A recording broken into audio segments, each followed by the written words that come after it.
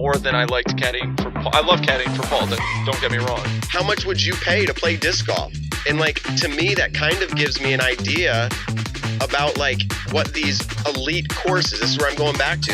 It gives me an idea about what these elite courses could or should charge. If I was to go to Europe and play the Beast, I would happily pay $50 because that's the experience of it. Yarva, on the other hand, is one of the most beautiful looking courses in the world, and it would be a dream to play there. If I had one opportunity, only had to play one round there, I honestly would probably pay $100. There you just go. To say I've played Yarva disc golf course. $100. Anywhere else though, I've never looked at another course and said, yeah, I would totally pay that much. For me, if I can play a free course or I can choose to play a course that's $40, I will do the $40 course every now and then. Every so often.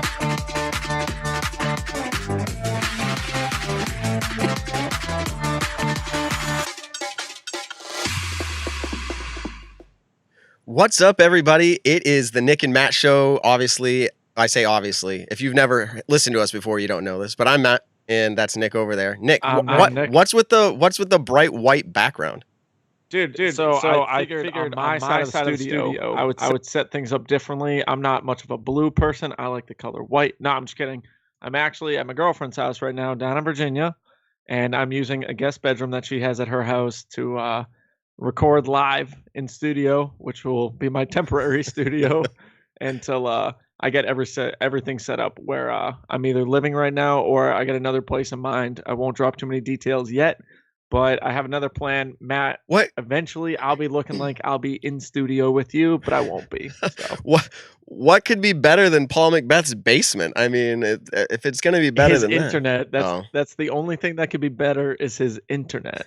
And now, unfortunately, where we live, the internet it's good enough to play some Xbox, have some Wi-Fi, watch TV, and everything like that. But when you're trying to do streaming like we do for the Nick and Matt Show, it acts a little bit more laggy. So to anyone who's watching tonight, anyone who is listening later on, hopefully my audio isn't too bad. Hopefully my quality of video isn't too bad. So I apologize in advance. But Matt and we're still going to give you the best disc golf podcast that y'all can get. Yeah, for sure. Nick, you know how we love the live chat usually. We've got people in here tonight already making guesses at where you might be recording in the future. So we'll just let them keep guessing for now. Exactly. Let them keep guessing. We don't know 100% where it's going to be, but I could tell you it's going to look amazing. I'm going to make it look like I'm exactly sort of, but instead of a dude sign in the background, it's going to be the Nick and Matt Show logo that used to be there. It'll probably be a nice fat disc raft banner going across it. Yeah, I want to put out their topics, but yeah, I sent you some links today. I said, hey, go buy these lights, go do these things. So like, we're working on it, guys. Nick will be up to speed here in a little bit. We're glad to have everybody joining. I did not promo this show at all, which is not totally normal, but I wasn't 100% sure that Nick would be able to do the show down there in Virginia. But here we are. So let's get to the topic. So we're going to talk about Maple Hill and the reason why. Nick, did you see the news this last week? I saw the news, and you know what's crazy, Matt, is I feel like we've never really talked about Maple Hill in our podcast. It never comes up that much. I'm just kidding. It comes up all the time. Yes, I did see the article. Maple Hill has now been voted the #1 disc golf course in the world, which is absolutely wild because I think last year it was voted #1 course in the country, but it was voted #2 course in the world. To which Yarva disc golf course. Yarva disc golf course, which if you've listened to our intro, Nick, how much would you pay $100? I would pay $100 to go play that course, and I still hold true to that. And it's funny. I was listening to it, and I think to myself every time because I've gotten so much crap for saying that I'd pay $100 to play a disc golf course, but believe me, for the kind of nostalgic reasons, and for that course, shoot, $100 to go play the #1 course in the world. I can't imagine how much it costs to play the #1 golf course in the world. You know what I mean? So for me to just say, yeah, I'll go pay $100 to go play Yarva, but fortunately, you're not going to be able to play Yarva. Right, I know. That's why my understanding, and we're going to talk it out a little bit. We got a guest that's actually works and is employed at Maple Hill. We'll talk to him in just a minute here. But yeah, people paying for courses, we've had that whole topic and debate, right? But I think to play a world premiere course and you had one opportunity, and again, I'm giving you these constraints, but you had one opportunity. I feel like I don't want to say most people. I guess some people can't throw away $100, but I don't think it's throwing it away.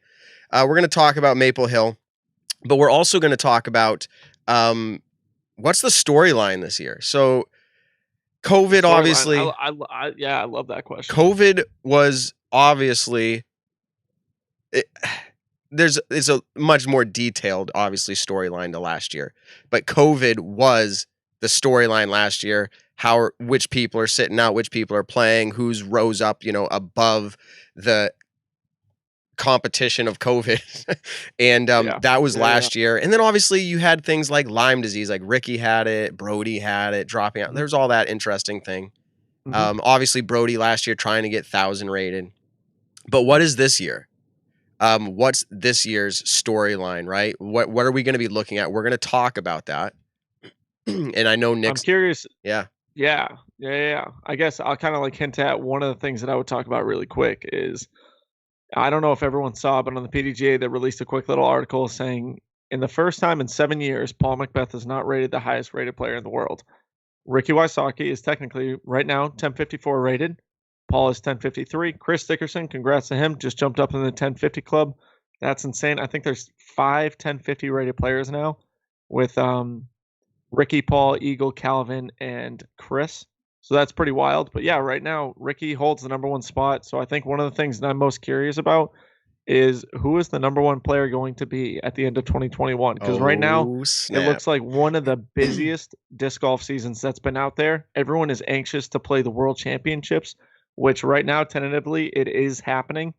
And that's one of the biggest things I'm curious about right now is, how's the off season going to pay off for a lot of these top level pros? Because I've seen more action this off season for how pros are reacting and how they're training than I have in any years past. So I'm very, very excited to see what's going on. Well, Ricky Wysocki posted, I think it was today. I might be wrong. It was in the last day or so. I just saw him post something recently. He said hey, because Ulti World did a post today on that topic. Again, we're not fully into that topic yet, but he more or less, Ricky said, and I appreciate the way that Ricky said this. He said, hey, more or less, I need to back that up in 2021. And that's exactly a competitor's perspective. He's not dwelling on the look what I did. Although I'm sure in his private time, he's like, I'm sure he's probably relishing the fact. How can you not? To be able to say you're number 1 in the world at anything, you got to have your own little boasting time, behind the scenes. Yeah. So that is a topic we'll get to. Guys, you've probably heard about guys and girls. I say that in a New England way, obviously. And Hannah's like, oh, it's no problem. You can say guys all you want. I mean everybody when I say guys, just like people say y'all or you. Regionally, there's interesting things. I don't want to make fun of anybody. Guys, using and all this. So when I say you guys, it's a very New England thing. I've gotten that a lot actually. Okay, it's a funny story, really quick. I used to bartend, and one of my bosses said, she's like, you got to be careful when you say you guys, because if you say it to the wrong girl, not that I'm trying to be offensive to it at all. I'm really not meaning anything by it. But when I say, hey, how you guys doing tonight? Like, what do you want for dinner?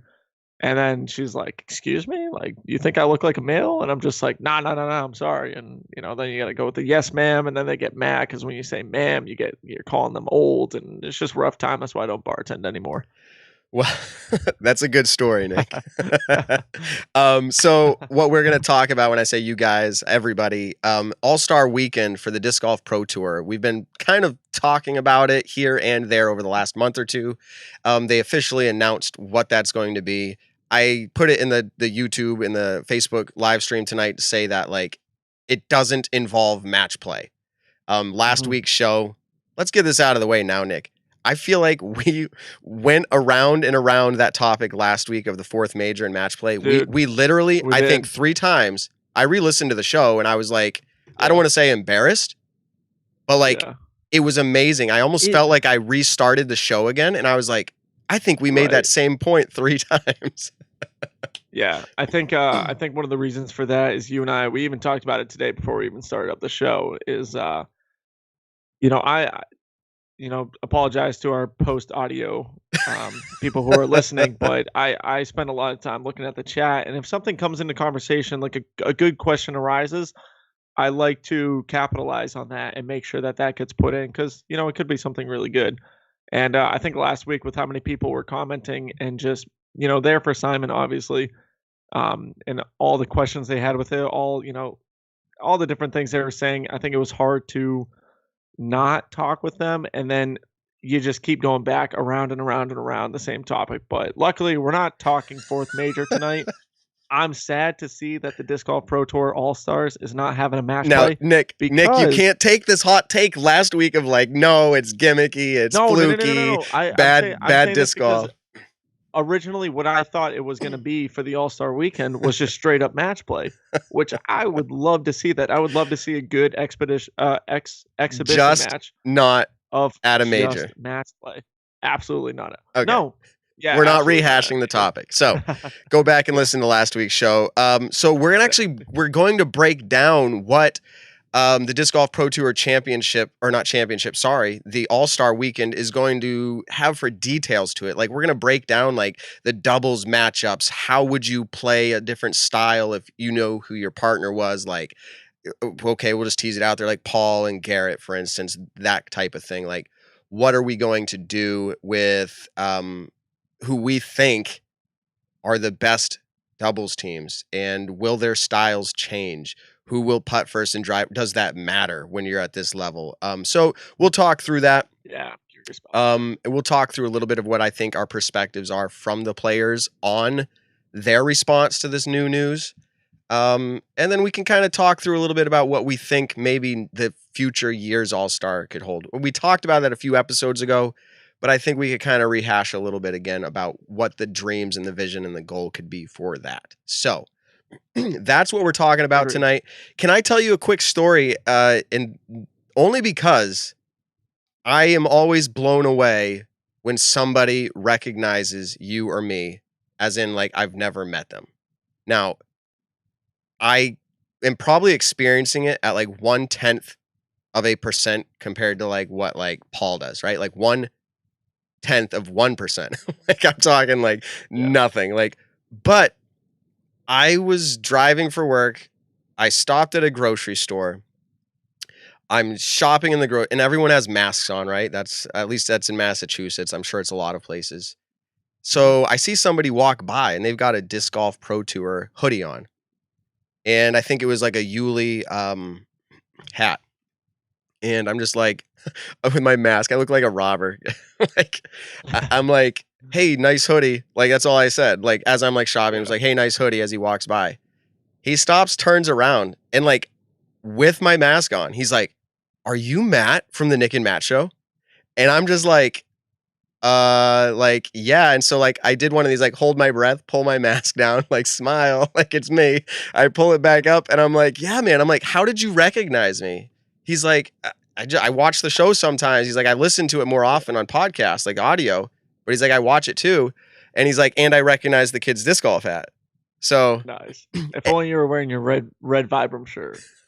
Like, I'm just always that character. Yeah. I was thinking next time someone says, hey, are you Matt from the Nick and Matt show? You got to practice the smile that's in the logo. You got to be nice and giddy. Like, I got to sit there, Yeah, I think my smile is like, because that's my part of the logo. But you got to make sure. Yeah, exactly. That's what you got to practice, because then people are going like, "Holy crap, you really are Matt. You're the real." Yeah. So, anyways, I think that's cool. Exactly. And you know what? I remember his name, and I'm just gonna give him a shout out, Marcus. And the way I remember his name is there's a grocery store chain in the Northeast. I think it's only Northeast, called Market Basket. And I thought it was funny because his name is Marcus. And I'm like, Marcus is carrying a basket. Like, yeah, Marcus Basket. Yeah. So Marcus, thank you very much. He's been playing disc golf for a few years. He enjoys the show. So shout out to him. So that is our intro here. So what we're going to do is talk about Maple Hill now. And we have a guest lined up to kind of break down the inside scoop on Maple Hill. His name is Gage Benson. He is a course pro at the course. He's the guy that's there often when you're either checking in or he's driving around in one of those Gator style vehicles with who knows what working on the course. He's got vision along with Steve Dodge and the other owner of the course, which is not Jason Southwick. Jason Southwick is Pyramids across the street at Marshall Street. You've got Tom Southwick at Maple Hill. So Tom Southwick is the guy who owns the property. Like, It's a Christmas tree farm. He's been there. His mom's been there forever, like since schools were like, those small one-room schools. Like she was back to that time. Yeah. So they've been in Leicester a long time. So Maple Hill is what we're going to talk about because UDisc listed Maple Hill as #1 in the world. So let's go ahead, bring our guest in. His name is Gage Benson. Let's talk to him a little bit about what the course is like right now with, how much snow is on the course, Gage? Probably about at least a foot, maybe 2 feet, depending on where the drifts are going. Wow. So that's too much for me. Yeah, so, I haven't played it all. So let's have you introduce yourself a little bit. What do you do at Maple Hill, and what is it like to hear that the course that you work at was just given the nod for #1 in the world via UDisc? So what I do at Maple Hill, I'm basically the guy. I build the tee pads and pick up sticks and weed whack and cut the grass and take out the trash and basically everything under the sun as much as I can when I can. And what it means, #1, I don't even know how to explain it. It means a lot to me and everybody around me, that's for sure. Yeah. No, that's awesome. I think coming from Maple Hill has always been revered as one of the most incredible tour stops, from what it used to be a national tour into now being a pro tour. I think it's safe to say that a lot of pros have always loved coming back to Maple Hill. There's the, throwing over the water on hole 1 to hanging out at the Sap House and playing some games, playing ping pong against Tom Southwick. There's incredible things to do at Maple Hill, and there's also jumping in the pond when you win the tournament. And so I think for a lot of New Englanders, even just being volunteers at an event or even playing an event there's just a kind of awesome feeling. But then Gage behind the scenes, we really underappreciate how much people do for a course when you're not the one doing it. And so for Gage to be able to go out there and spend most of his days as a full-time job and cleaning up the course so that week that the pros do come into town, it looks as immaculate as it does. I think everyone would say kudos to anyone who does course designing, but for Gage to do that and build up the course to be the #1 course in the world, pretty insane. Yeah. So how long have you been at the course, Gage? This is my 6th season at Maple Hill. 6th season. 6 seasons. So how did it officially my full-time job? Okay, so that's incredible. Not very many people. I think it's a very, very low percentage of people that say their job is full-time disc golf. Can you tell us how that came to be 6 years ago? I mean, did you start disc golfing long before that? What was it like for you to get into disc golf? What was it like to become all of a sudden hired at Maple Hill? Okay, I've been playing disc golf maybe about 10 years now, I believe, and I obviously started at Buff. That's how I actually met you two guys playing at Buffinville. And I always heard about this course where you had to throw over a big pond on hole 1. And being from Buffinville, I wasn't afraid to throw over ponds. So I was like, all right, let's go check it out. And I remember the first time I played Maple Hill, I was absolutely in awe because up until this point, I didn't know there was a pro league. I didn't know there was pros. I didn't know any. It was just kind of like a casual thing to me. When I walked off Maple Hill, I knew that disc golf was something bigger than I had known at the time. And Dave Jackson, who worked the store, I asked him probably about 1,000,001 questions. He told me at the time Maple Hill was the final stop of the national tour. And I went home and researched as much as I possibly could, and I've probably been addicted ever since. Addicted ever since. So you got hired at Maple Hill. And what was your first task? Do you remember when you got hired at Maple Hill? Yeah, so when I got hired, I played there all the time. So basically, they gave me a membership, and then the following season, I got hired there. I knew the right people, and I was just supposed to weed whack 8 to 10 hours a week. That's all I was supposed to do. And that's all I did for the first year and a half, maybe 2 years. But I weed whacked as best as I possibly could for those 8 to 10 hours. I gave it my all for those 8 to 10 hours. And eventually it just grew, into something bigger than what I thought it was ever going to be. So we're going to get into a little bit about what's going on at Maple Hill currently? Like, hearing that it's number one is obviously inspiring, but what has the course Maple Hill, what does it mean to you? And what does it mean to you to arrive at a place where you're working full time in disc golf? I think it's probably something pretty special. Yes. I mean, it literally is my life. There's been time I get emotional sometimes. I'm not even gonna lie, because I worked 8 years at UPS, the most miserable 8 years I've ever worked in my life, and I knew that wasn't me. I remember the day I quit to pursue disc golf. I cried.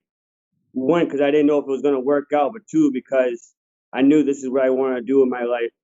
And then not even 2 years later, I'm full-time salary at Maple Hill. We're number one in the world, and I'm ready to take it to the top, even higher.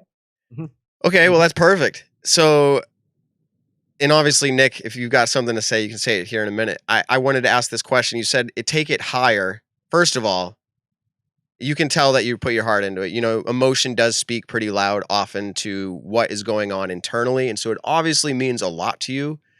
And leaving UPS must have been one of those decisions, any life decision where you're changing something that is pretty routine for you and it's the way that you've come to survive, and changing it is pretty significant jump. Did you feel like coming to Maple Hill was a significant life change where it was, whether it was scary or exciting? What were the feelings that you had making that jump? You know, because at the time when I made the jump, a full-time position wasn't available at Maple Hill. I had other opportunities through disc golf that, you know, to make ends meet. The scary part was there was no financial security. There was no security. That was the scary part. The exciting part is I'm finally doing what I wanted to do, and I'm waking up happy because I'm going to the job that I want to be working at. You know what I mean? That was my main concern. I wanted to wake up happy. I wanted to go work for people who I like, and I wanted to make money, enjoying myself while doing it. Oh, absolutely.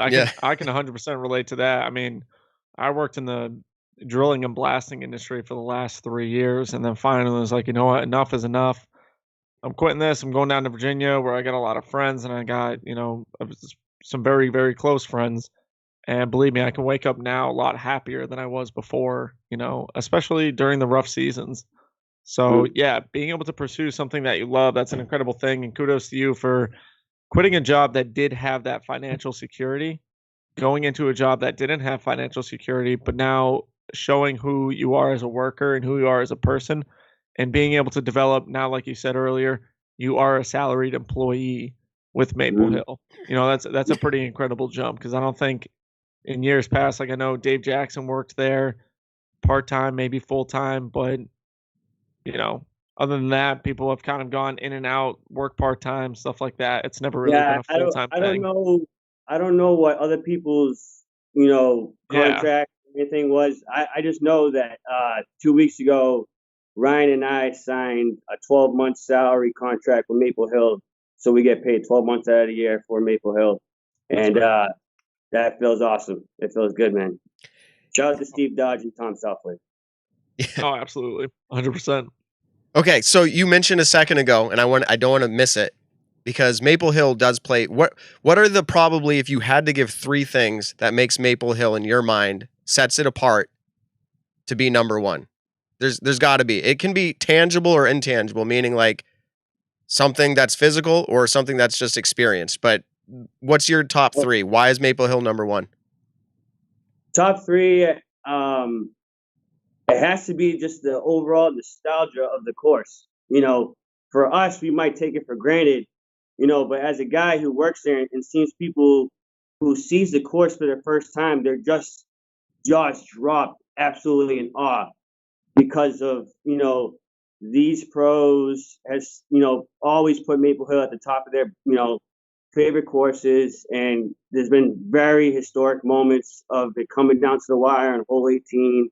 And just, there's a lot of nostalgia there that I think carries over into people's experience. So when they go there, they feel that nostalgia, that experience. And I think that's probably the number one reason why Maple Hill is probably number one, because that's something you can't buy that. That's built over time. Yeah. You can't buy that. So Maple Hill is ahead of the game as far as nostalgia and history being built. And I know there's other courses out there that probably have more money invested and smarter people building better things, and they're going to be better courses. I know that. But as far as the nostalgia, that's something you can never take away that Maple Hill has. Mm-hmm. For sure. So that's Agreed. that. I think, in my opinion, and I know people didn't come here to hear my opinion on this topic. They want to hear from you, Gage. But is that nostalgia what has happened, the history of that course? For sure, that has to be number one. Because last year, and if anyone's interested, last year we did bring on Steve Dodge to discuss a little bit about the course. Why was it number 2 at the time? And he gave similar opinion, and he said that's probably number 1 as well. The reason why the course is so rated so high is because of the history of what's there. Because this is not downplaying the course, really the course layout per se, but there are some places that would boast maybe better tee pads or better, everything's grass fairways through the woods and all that, right?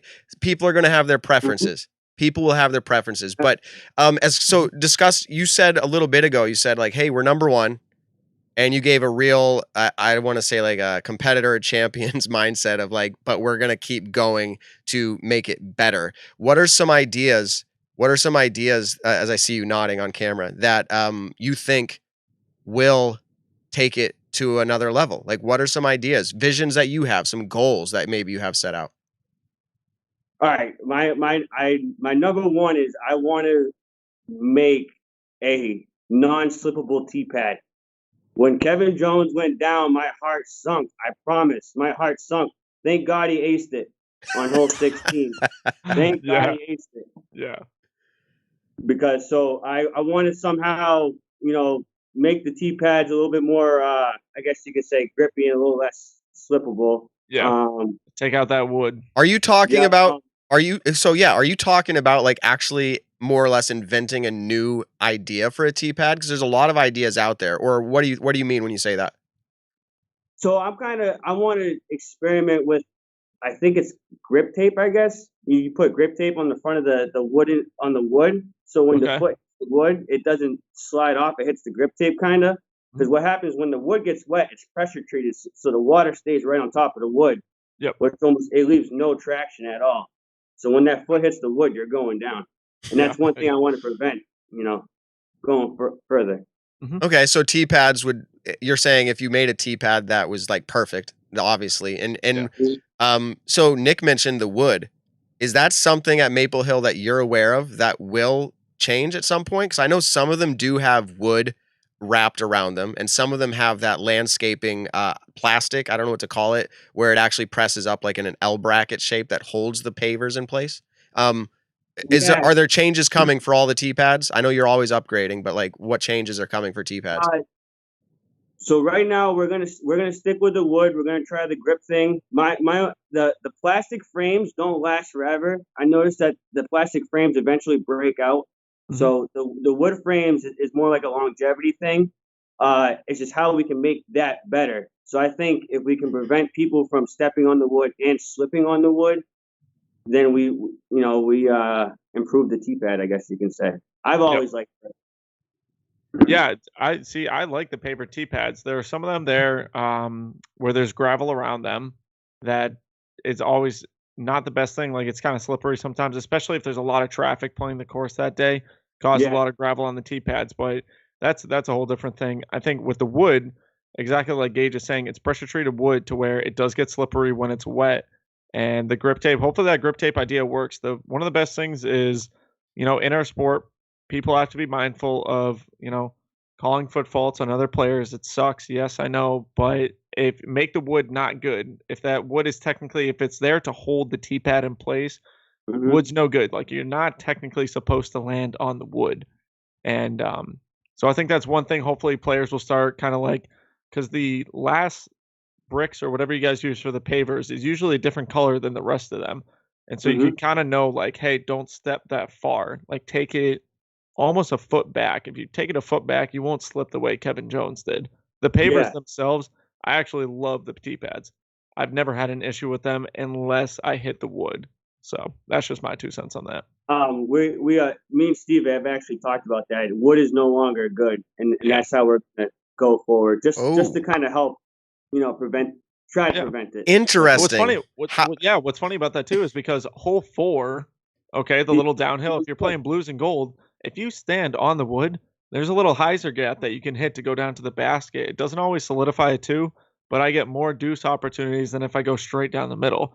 So now that the wood's not good, that potentially, I'm not living there anymore, but that potentially is taking out that route, which that hole is designed for people to go straight down the middle. So I kind of like that. Yep. 2 thoughts. One is, that was an exclusive that I've first heard. Wood is not good at Maple Hill, or it won't be. The other thought I had was based off of, I'm having a brain freeze. It was based off the idea that I thought I would speak. Oh, when Kevin Jones slipped and fell. First of all, I was standing there and watched it, and it was brutal. Like, I actually have the sound. Yeah. I've got the sound in my head of like a body hitting the ground. Like, it was pretty bad. So, but that's what I wanted to ask you about is, what was that like, having literally the most viral disc golf video to date? And I think it even beat out the Philobatros, okay, which was like incredible. How was it? Like, 2 things. Obviously, Maple Hill, it's exciting to be featured like all over the world. And it's also, did you guys have like cringing, like, yes, but everybody's watching how somebody slips on our tee pad? Like, that's the most viral video. That was me. That was me 100%. I don't know how Steve felt. I can't speak for him, but the second I saw the video of him falling down, all I could think is, thank God he aced it, because if he didn't, all people would be talking about is him falling. Even though they still talk about him falling. And I remember within an hour or 2, I was talking to Nate Perkins and Dustin Keegan on, what I could do to prevent that and, in the future. Interesting. So I think that must have been an interesting thing. I texted Steve Dodge right as the ace happened. Like, I was like, Steve, has hole 16 ever been ace before? And I was like, because Kevin Jones just did it. And Steve, I'll edit it for him, but he said, holy bleep. That was his response to me in a text. And I'm like, he fell down, and then he's like, oh no, like, is he okay? Like, that's obviously, as a course designer, owner, and then you as a worker, that's obviously something you guys are invested in and care about. So yeah, I think Maple Hill's got a lot of hope. People are wondering, I'm seeing in the chats, how many disc chargers do you have to clean up every year? What do you think? There's a lot of disc chargers at Maple Hill? I would say I see probably about 3. That's a high number, though. Yeah. A high number. Interesting. We usually, Why do you think there's so few, I'll say vandalism? Why do you think there's so small amount of vandalism at Maple Hill? Because it's a pay-to-play course, typically, I don't want to say rip-rap, but, they don't want to pay money to go play disc golf. They just want to go in the woods and cause mischief. So typically, they're not, the rip-rap isn't coming to Maple Hill. Usually the good, respectable disc golfers are coming to Maple Hill, or somebody's traveling in from God knows where, from around the world to visit Maple Hill, and they don't want to damage anything. So people are pretty respectful of the place. I think I kind of hope that one day this goes to all areas of the disc golf world, is don't vandalize people's property, especially on a pay-to-play course, even a free course. Don't write disc chargers. Don't write your ace on the pole or whatever is the T sign. I could see one day a course having a specific bench, like a picnic table, set up for people. Like, say you get to hole 18 at whatever private course. Anyone who comes there, sign your name. Do something like that. If you ace the hole, sign the bench or whatever. But don't, if a course doesn't allow for that, don't write disc chargers. They're the dumbest thing. One of the dumbest things in disc golf. I think they're dumb. Don't vandalize people's hard work. Can we, some people are going to hate me. I've been around the sport long enough. I feel like I have a little bit of a leg to stand on. I think they're dumb because of the vandalism side of it. if we didn't call it vandalism, meaning it was somewhere where it wasn't vandalism, like I think it's a humorous idea. And the first time I ever saw it, I was like, some guy's like creatively genius, like a disc charger, like Yeah. But like the vandalism part of it. Yeah, the vandalism part of it kills it. You know what I mean? I know. Maybe we can sell. Maybe I can, with my 3D printer, I can print out some like fake disc chargers. You put them in your bag, you know, like that way people don't have to do it on the course. Hey, that's an idea. No one steal my idea. No one steal my idea. No one patent that idea before Matt does it. We'll have like a little light on it with a button and a battery. Like, that's cool. Anyways, I actually had a question. Yeah, go ahead, Nick. What do you think, besides for the T-pads? I know you're talking about you want to, figure out the slip issue. What else at Maple Hill? Because you're at the top right now. You're the number one course in the world, and the only way to top that is to go back to back. So I think we all understand that. What is another area in which you think you could improve on to make sure that you go back to back number one course in the world? So we have like a meeting between everybody that works at Maple Hill at the end of every year, and we decided that our white layout skill level is too far from our red level skill level. So we want to make our white layout, I don't want to say easier, but more closer to the skill level of red than it is to blue right now. And I think with that, our customer base will be more willing and free to like play the white layout. Not only that, we're constantly updating and reinventing things, which is another cool thing to, stay on top of the world, I guess. Yeah, I think just off the top of my head, if I was to dream, if you will, for Maple Hill, and I know COVID threw a pretty hard stop on a lot of the stuff that would happen in the pro shop, but yes, an offering of food, which they're pretty good at doing, but bringing that back in a full capacity, because I think the experience that people have on a course is what really kind of starts to set it aside for sure. I think, all T-pads for every layout being like solid. There's just a few, right? That I think that's probably something you guys are going to probably be working on. You just mentioned that the layout changes, the variety of layouts. I don't know. I mean, the tee times even make it have a feeling. The tee times is my favorite thing. Before the experience for somebody on a Saturday could be not good, because you show up on a Saturday, be 25 people waiting to tee off on hole one with groups all over the place, and it was just circus almost. But now with tee times, it's organization. You have your tee time, and it makes the experience for the customer, especially on the weekends in the summer, a lot more enjoyable. For sure. So I'm excited for you guys over there at Maple Hill. We had Steve Dodge on last year. We're having you on this year. You were second last year. I know you guys are pushing for first. Steve said it. He's like, hey, that's not good enough. We want first. What courses are coming? What courses are coming for you? Hillcrest up in PEI, Canada. I've played there, and it is phenomenal. Like in dreamland, like you're walking grass fairways through the woods, like Hobbit style holes. I mean, it's beautiful. Yeah. Do you know how much we beat out Hillcrest by? No, I don't. Well, give us the down low if you have it. Hillcrest had a 97.67 UDisc rating, and our UDisc rating was a 97.71. So we beat them out by 0.04. So less than half a point. Less than half a point, we beat out Hillcrest. Dang. And you have to believe that people up at Hillcrest are trying just as hard as you guys, saying like, hey, we need more people to rate us. We need all this stuff. So like, it's not going to be easy to stay number one. I know no matter what, it is a destination course. You're going to be out there. You're still there. You're full time, but I mean, you're going to be out there all year making it better. Is there anything you want to sign off with? Any inside scoops beyond that? Like what's happening? You kind of gave us a lot. Is there anything else, shout outs or anything like that before we let you go?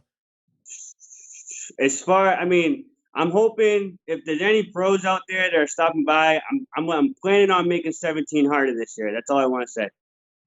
Very nice. Very nice. I think that's one thing for the pro layout. I think that is something that does need to change. This hole 17 is it's a very under par hole, especially for anyone who can throw over 400 feet. So yeah, to make that harder, and have hopefully more of a scoring separation going into those last few holes. I think, hole 18 obviously is an incredible hole at Maple Hill from any tee pad. Just having that island green makes it an incredible hole. And then hole 17, though, if you can have that be kind of a game changer, almost like not a hole 17 at Winthrop, but something that has a lot of a stroke differential to it, I think that'd be great for that gold layout. I'm gonna try it. That's for sure.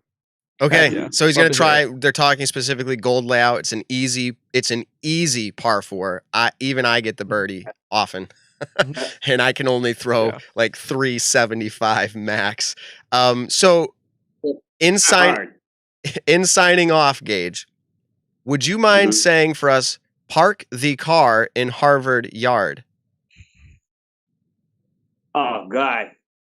Why is something in the chat going on? There may or may not be. Like Minnesota who has no idea what you're saying half the time. So, hey, park the car and have a yacht. There you go. There you go. Park the car and have a yacht. So like people are park the car and have a yacht. The chat earlier was like, love his accent. I love it. So I don't know where they were chiming in from, but they liked it. Yeah. So there you go. What do you got, Nick?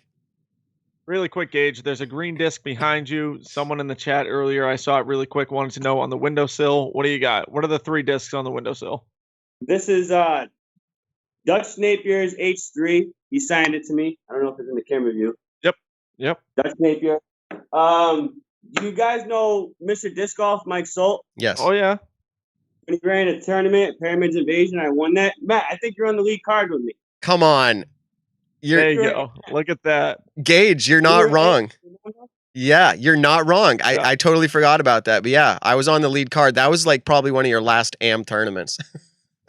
My second or third last AM tournament. I'm pretty sure I bombed that. I literally bombed that round like bad.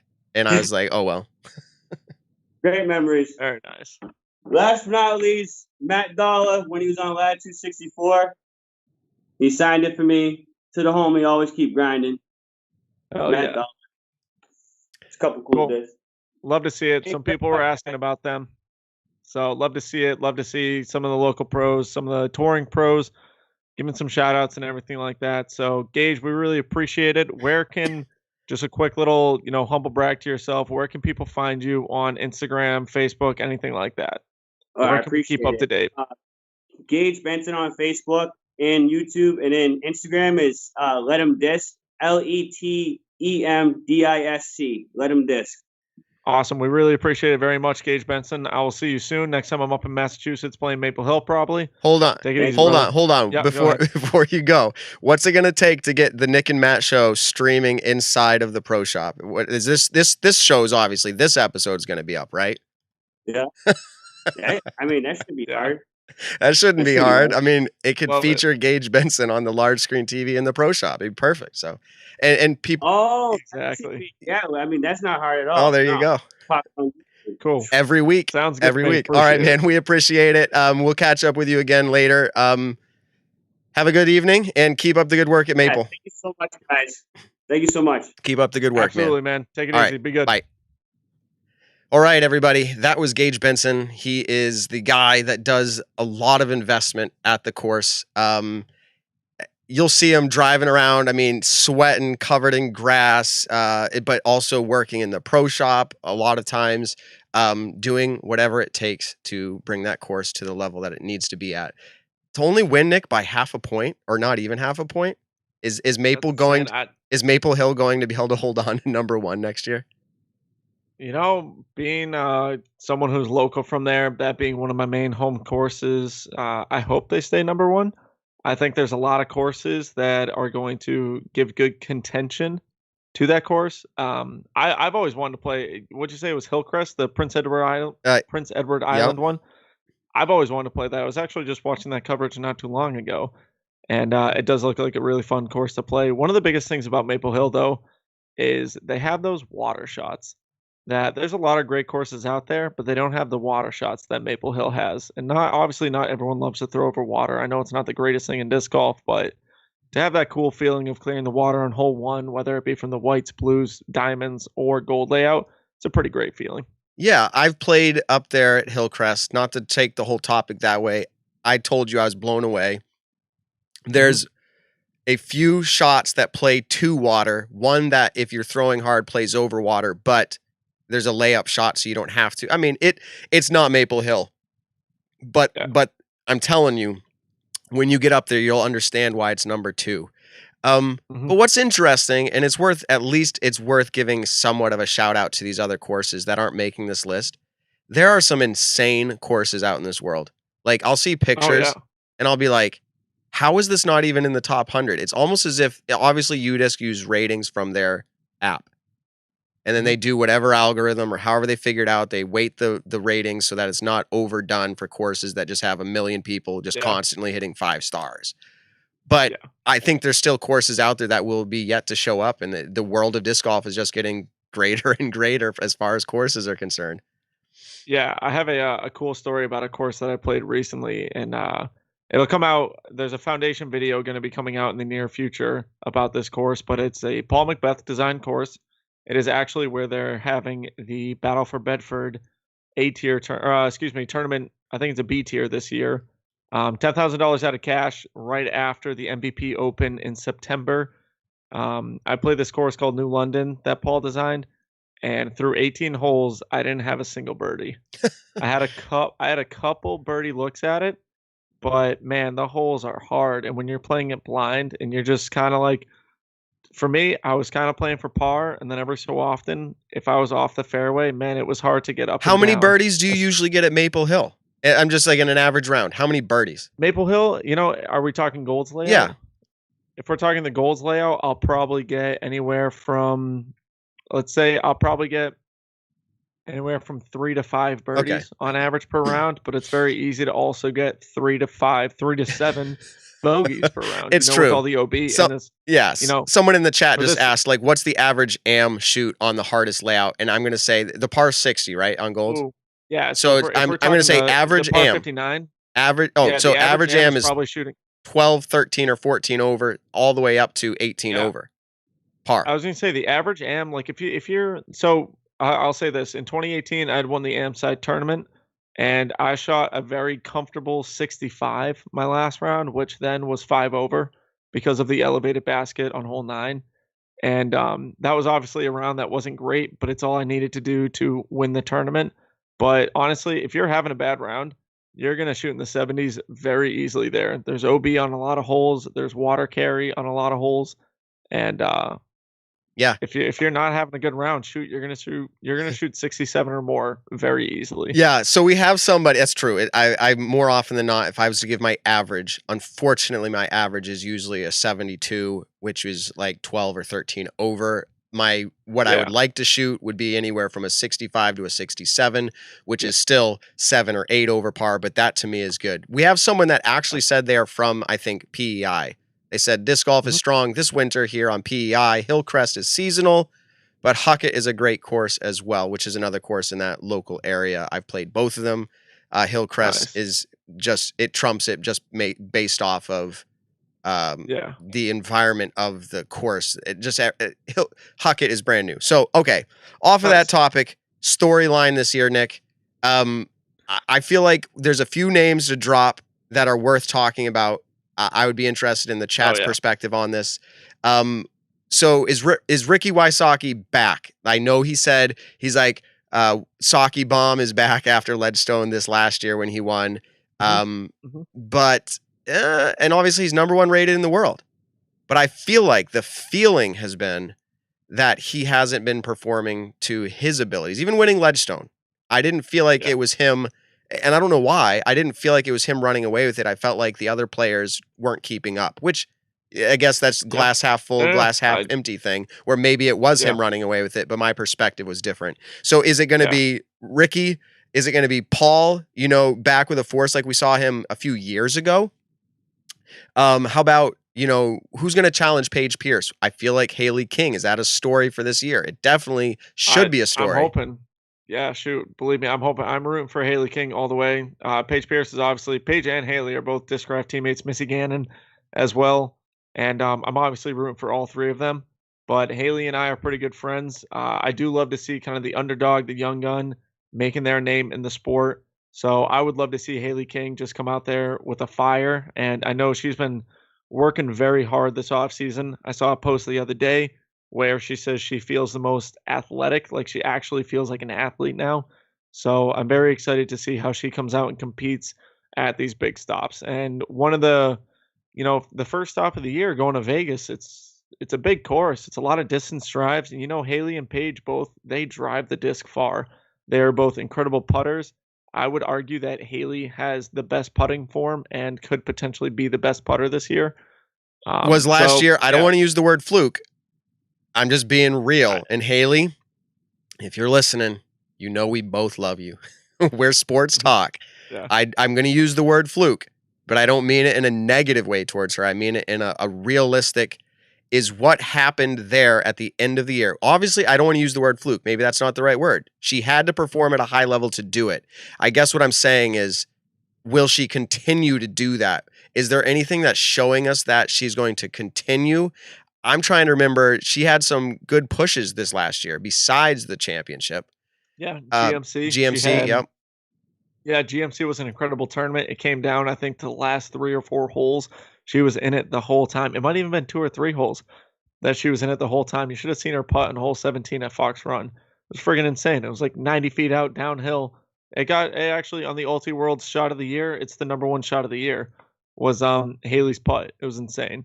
So Mm-hmm. That's, I guess what I'm trying to say is that's a storyline to watch. And someone else, commented Calvin, which I mentioned earlier. I think, I should say this. I was blown away by the performance Calvin put on this last year. Like, sleeper, awesome. like insane, not a full, big animated character guy that you see regularly, on the top card. Yeah. It didn't seem, but he performed so well.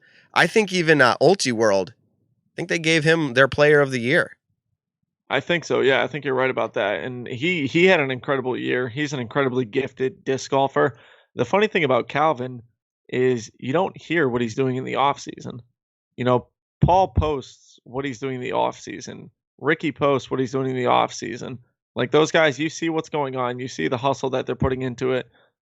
Calvin might not have played around since the Pro Tour Championships, or Calvin's been playing and grinding every single day. We really don't know. So I think that's kind of the fun thing. That's a cool storyline.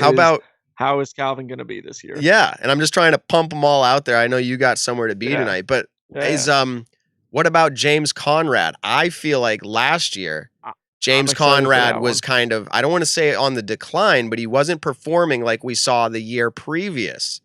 So, but is that related to he wasn't fully happy with where he was? So maybe that was part of it. Yeah.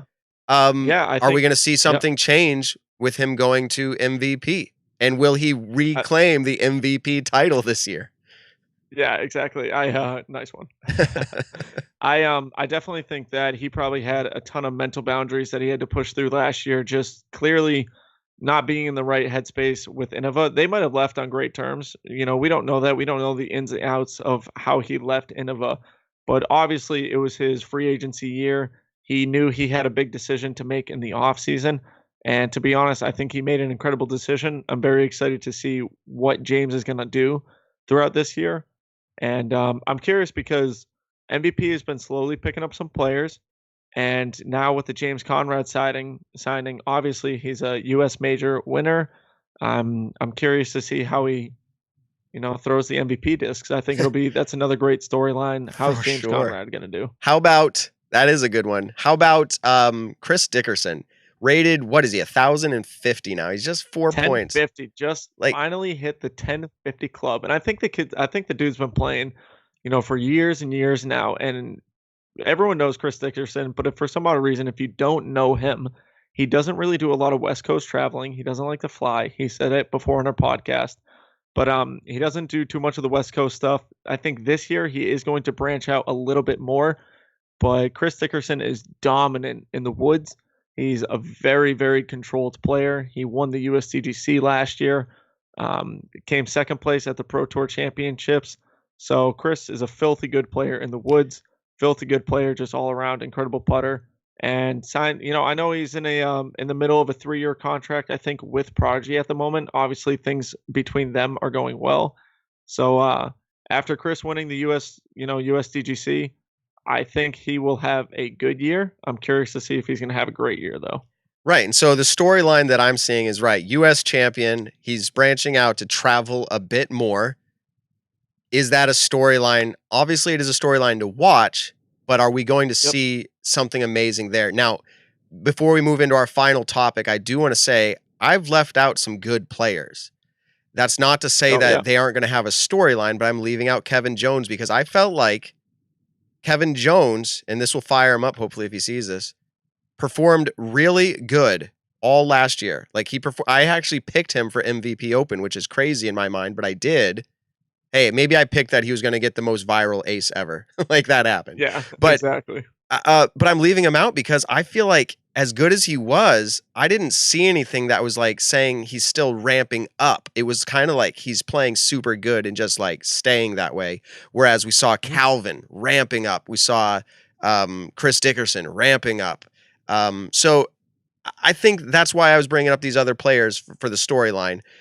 Not because the others aren't playing well, just because I think it's something to watch for.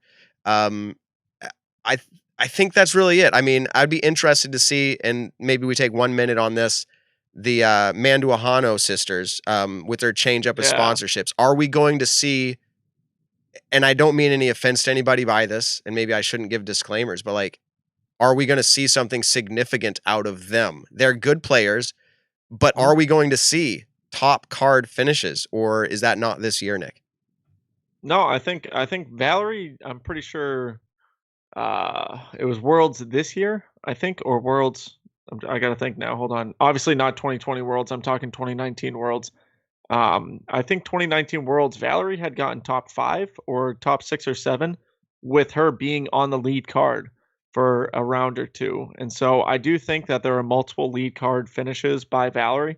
I'm hoping Valerie's a friend of mine. I've met her before last year when I was down in Texas. Her and Alexis are very, very nice people. And so, I think both of them have been doing a ton of work. I'm very curious to see because Valerie was just promoted to the star team with Innova this year. And also Alexis had just switched over to Discraft. And so I'm very excited to see how Alexis throws a Discraft discs. I know she's been loving the ESP plastic. And I'm very curious to see, one, what is Valerie's Tour Series disc going to be? And I do think that there are some incredible finishes by both of them. So there are storylines out there. Obviously, there's going to be people commenting later or chatting now saying we've missed some big storylines. Things like Brody obviously being left out of that. That will be a storyline. And then I'm sure there will be, and I'm excited for this every year. What about like Calvin Klein? That kid was blowing like up, like in a good way. Kyle Klein. Calvin Klein. No, I think I said Kyle Klein. Yeah, Skype's messing up audio I think for you. Said Calvin. Maybe I did. But he was demonstrating abilities like Calvin that we hadn't seen before. Yep. So there's a lot of leftover storylines out there. So that's funny. People are laughing at Kyle Klein or Calvin. I don't know what I said. I'll have to listen back to it later. But that's on that topic, guys. I hope you got your brains thinking, getting excited for this year. And that leads us into the first competition we're going to see live streamed on the Disc Golf Network is coming up on February, I think it's 20th at Fountain Hills. We're going to see the Disc Golf Pro Tour All-Star Weekend, which if you haven't heard of it before, it's because it's never happened before. And if you haven't heard of it recently, it's because it's been kind of on the down low for a while because they announced it at Florida, happening at Florida, and I think the Orlando area. And now it is moved to Fountain Hills in Arizona. So because of that, with a different layout. Yeah, and Fountain Hills had I guess where I'm getting to is we didn't hear about it for a while because I think they were probably trying to figure everything out because things were changed up with COVID. So I think it's very unpredictable what's going on in the disc golf world right now. Obviously, we do have a couple set events that we definitely know is a go. And one of those being that the Disc Golf Pro Tour All-Star break. And I'm excited to see it just because it's live disc golf. You know, I wish the format was going to be match play, especially after all the talks of the fourth major. I would have been curious to see an exhibition match of just straight up match play between 8 of the best players in their respective divisions. But right now we're going to get some doubles matches. We're going to get some best shot doubles, some worst shot doubles, and then Matt can probably explain this better than I can, but the way that your scoring works after the doubles matches is what you're left for the singles match. And then Yes. you're going to do 2 9-hole loops of the Fountain Hill Safari layout. And that's going to determine the all-star winner. So you gave I'm excited. I think there's some incredible doubles teams. So totally Matt, gave I'll be right back. Yeah, you totally gave a good recap. So to recap what Nick just said, because he's stepping away from his microphone for a minute, not totally sure what's going on there, but this is the Nick and Matt show, so we hope he comes back. So to recap what he's saying there is that there is a modified 9-hole layout at Fountain Hills. If you ever played Fountain Hills before or watched it, it will not be that layout. They're extending pin positions to locations that they've never been, skipping tee pads, going from other tee pads to regular tee pin locations. So it's different. They're only doing 9 holes on what is an 18-hole property. So because of that, it's going to be harder as in to score, right? So they're going to do doubles. They're going to do stroke play doubles, normal best disc doubles. And we can talk about some of the matchups here in a minute when Nick comes back. But you're going to see like Paul McBeth and Garrett Gurthey. You're going to see Paige Pierce with Heather Young. You're going to see these matchups of doubles playing out on a 2 times around a 9-hole modified loop. The first round, again, best disc doubles. The second round is something that we've never seen live streamed before, which is worst disc doubles. Now, if it's actually worst disc, which now I'm kind of confused on this, is that how they promoted it, Nick? Was it worst disc is how they promoted it? Yeah, I had heard that it was worst disc. It was best shot doubles and then worst shot doubles. The reason I ask worst disc doubles is because worst disc implies that if one of the players hits a putt, the second player has to hit the putt. Because no, I'm pretty sure when you do worst disc doubles, if you hole out, the hole is over. Like there's 2 different names to that. Sure. There's 2 different names, but it's just semantics. But the idea is worst disc implies that both would have to hole out, because if one fell out, that'd be the worst disc. Yeah. But there's another. No, I think someone can correct me maybe in the comments here what that's actually called. I'm having a brain. Tough shot. There you go. Makes sense. So tough shot is what would be considered if someone holes out. Thank you, Southpaw. If somebody holes out, then it's over. That's considered tough shot. So, but maybe they're not playing with the word game like we are. Maybe they're going to call it worst disc and they're going to play it based off of the tough shot rules. Yeah, I'm assuming that the way that they're going to do it is if, I think Paul McBeth and Garrett Gurthey are both partners. I think that if, they're on hole 2, they're putting for 3, Garrett hits the putt, I'm pretty sure that the hole is over and they take a 3 on it. Wouldn't that be interesting though? In a lot of ways, if then Paul had to step up. Out with it. Yeah. Yeah, I think that'd be incredible. That'd be an insane twist. I don't know if I'd like that. What does this look like? I don't know if you checked it out, who the doubles matchups are, but let's just stick right now with Paul and Garrett. And is it Ricky and Nico? I think that might have been the other one. I'm curious to see. So is it probably on the Pro Tour's Instagram page? Yeah, you can check it out. But here's where I'm going. Let's start with Paul and Garrett. What does that look like if you are playing doubles as them? Do you care at a pro level? At a pro level, do you care who drives first, who putts second, or do you just say, I'm top 10 in the world, it doesn't matter? Is Paul going to step up and say, hey, I'm going to throw, and I don't even want to use the word safe shot because Paul is throwing amazing shots that in safe. Yeah, right. Is he going to say, hey, I'm going to throw first, and then Garrett, you can just go nuts and like try to throw like 150 feet further than me? Or is it like not going to be that way? Yeah, so I think with those two is I think for the professional, obviously they're smarter than all of us when it comes to disc golf and how to play a course, but you have 2 of the best backhand drivers that have ever played the game on the same team, being Paul McBeth and Garrett Gurthey. There's no doubt in my mind. Garrett Gurthey throws a backhand, is one of the most incredible backhand throwers in the game. I mean, he aced a par 4 at Vegas, which is absolutely insane. The dude can throw a rock further than I can throw a nuke. So he does incredible things. The only things that he struggles with is putting and his forehand. But at the same time, you have Paul McBeth as a partner partner who is he's an incredible forehand player and he's one of the best putters in the world. So I think for drives, they're not really too worried about who goes first, who goes second, who's doing safe, who's doing aggressive, because honestly, at that caliber of play, those are stock shots. If someone's trying to lay up a hyzer in the middle of the fairway, that's a shot that they'll hit 10 times out of 10. So I think both of them are going to be able to play aggressive with each other. I just think that Paul is obviously going to carry the putting green. And, other than that, I don't think they're too worried about who's going first, who's going second, like you and I would worry about, Matt. Yeah, that's kind of my feeling as well. I mean, yeah. if especially if it's worse shot and Paul holds out, I don't think there's any pressure on Garrett. It's over. But if they do the tough shot, it'd be really interesting to see how the pressure would be. So I don't know the exact details of that, but you're not wrong. Then they're going to go, they're playing stroke play best disc, then they're playing worst disc. Then here is the twist that I feel like earlier or last week we talked about a major turning into a circus show.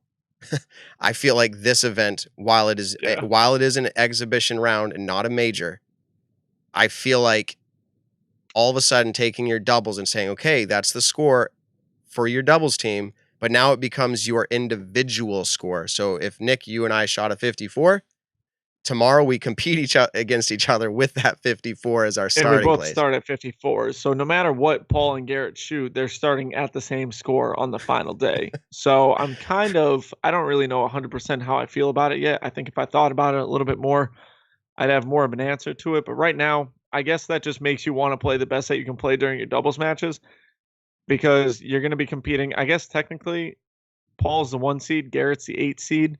So maybe Paul has the advantage over Garrett when it comes to the singles match, the single stroke play. I would assume that's how it is. I think that he has more of an advantage. So whether they both start at the same score or not, it's kind of like they're starting at 0 and they're playing one round of stroke play. You know what I mean?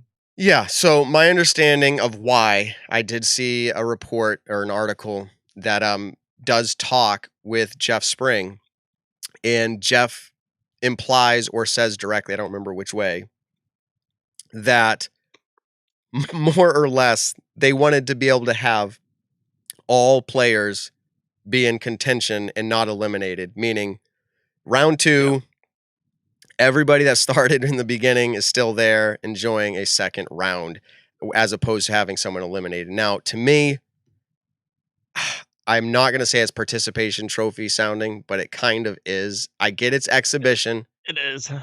Okay, Nick, you said it. Yeah, it is. I get it's exhibition. Like, so in some ways, I think, well, yeah, let's show everybody both days. Like, let's show off. It's supposed to be fun. I want to see what everybody can do. And it does make day 2 maybe a little more exciting in some ways, but not at the end of this. You're not going to determine who the best player was. It's just for fun. Yep. Yeah, exactly. It's definitely an exhibition match. It's an all-star weekend. It's made for fun things. I know Jeff and the Pro Tour next year want to make it so that, let's say, the top 32 competitors in each division are participating in this. And I think there's going to be more field games. Like, if you take the NBA All-Star break, you have the skills game, you have the 3-point contest, you got the dunk contest, and at the end of it, you got the All-Star game. So I think eventually a lot more pros are going to be included in everything to where the weekend is worthwhile going to it. I know that one of the reasons that they're not doing the match play this year is that people had kind of had a sour taste of, well, if I do match play the first day and I get knocked out, then what the heck am I supposed to do the rest of the weekend? It is what it is. It sucks. People got to figure out the schedules and everything like that. And I get it. But at the same time, I don't really like that attitude, that kind of like mentality towards it. I think if you're selected as an all-star and you're given a chance to compete, I guess, I would say that anyone would want to compete in the match play tournament at an all-star weekend. And it's unfortunate that some people didn't want to do it in a match play setting, but it is what it is. I know that next year, whatever happens this year, it's going to be 10 times better next year. So yeah. So I think I was just going to say, what do we want it to look like in wrapping up the conversation tonight? I think an exhibition style skills challenge of sorts. Guys, if you haven't seen, and I'm just going to go ahead and advertise it now. If you haven't seen the Nick and Matt Show augmented reality disc golf game that we did in what was it, a month or two ago. We posted it up. Probably like November, December, something like that. I think seeing something fun like that, like CTP challenge with points, like head to head, Paul versus Ricky would be just amazing.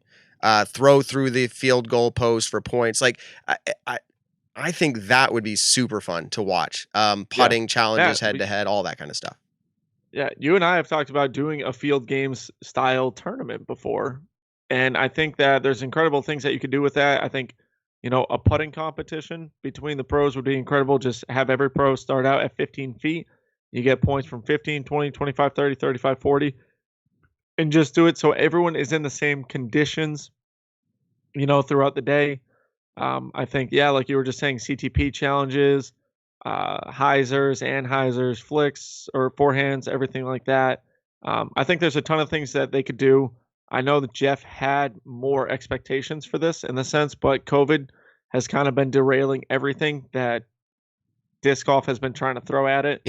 And fortunately, we're able to even have an exhibition match like we are. I know it's going to be fun. I know the pros who are going to play it are going to play to win it. So I'm excited to watch it. I think watching some live disc golf again is going to be great.